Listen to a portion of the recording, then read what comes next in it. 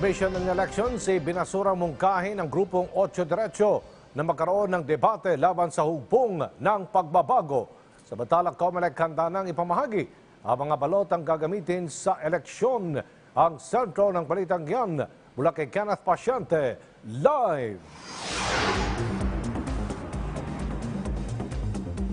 Aljo, hindi kinatigan ng Commission on Elections o COMELEC ang kahilingan ng 8 Diretso na magkaroon ng debate sa pagitan nila at ng hugpong ng pagbabago o HNP.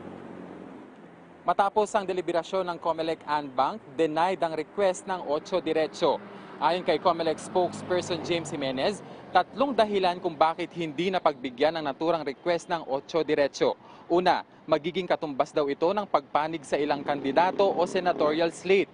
Pangalawa, imposible na magkaroon ng isang debate kasama ang 62 senatorial candidate nang hindi mapaparatangan na may pinapaboran lamang ang iilan.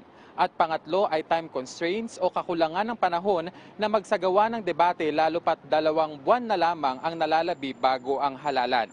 Matatandaang naghain ng request ang 8 Diretso sa COMELEC noong Pebrero 28 matapos hindi sumipot ang HNP sa inorganisang debate ng grupo sa Quirino Grandstand.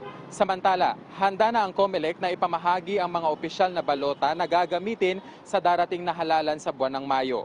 Ayon sa poll body, sisimulan nilang ilabas ang Automated Election System o AES equipment at iba pang kagamitan na nakatago sa COMELEC warehouse sa Santa Rosa, Laguna sa April 4. Ilalabas naman ng COMELEC ang mga official ballot mula sa National Printing Office at COMELEC warehouse sa Marikina City sa April 24. Inabusuhan na rin ng COMELEC ang mga kandidato at political party hinggil sa pangalan ng mga cargo company na maghahatid sa mga balota at kagamitan ng ahensya.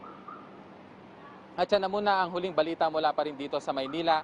Balik muna sa iyo, Aljo. Maraming salamat, Kenneth Pasyente.